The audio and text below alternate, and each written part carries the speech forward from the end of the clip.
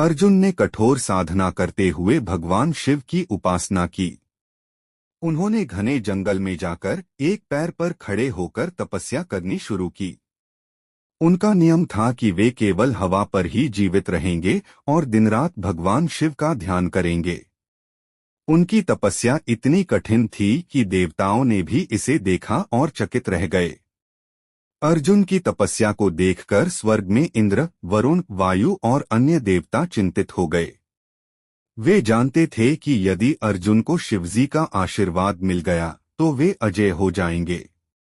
लेकिन भगवान शिव ने उनकी परीक्षा लेने का निर्णय किया।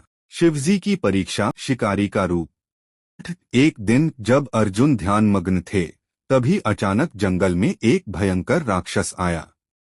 उसने जंगल के अन्य जीवों को मारना शुरू कर दिया। तभी वहां एक विशालकाय जंगली सुअर आया, जिसकी गर्जना से पूरा वन गूंज उठा। अर्जुन ने जब उस सुअर को देखा तो उन्होंने तुरंत अपनी धनुष पर बाण चढ़ाया। लेकिन ठीक उसी समय एक और शिकारी वहां प्रकट हुआ और उसने भी सुअर की ओर तीर चला दिया।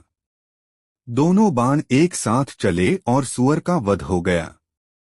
अर्जुन को यह देखकर आश्चर्य हुआ कि किसी और ने भी उस सुअर पर तीर चलाया था। जब उन्होंने शिकारी को देखा तो वे चौंक गए। वह शिकारी वस्त्र पहने हुए था, लेकिन उसके मुख पर तेज था। अर्जुन ने क्रोधित होकर कहा, तुम कौन हो? यह मेरा शिकार था। शिकारी मुस्कुराया और उत्तर दिया, यह मेरा भी शिकार था।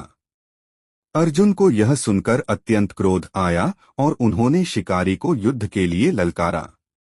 अर्जुन और शिवजी का युद्ध। अर्जुन ने तुरंत अपने धनुष से शिकारी पर बाणों की वर्षा शुरू कर दी, लेकिन शिकारी पर कोई प्रभाव नहीं पड़ा।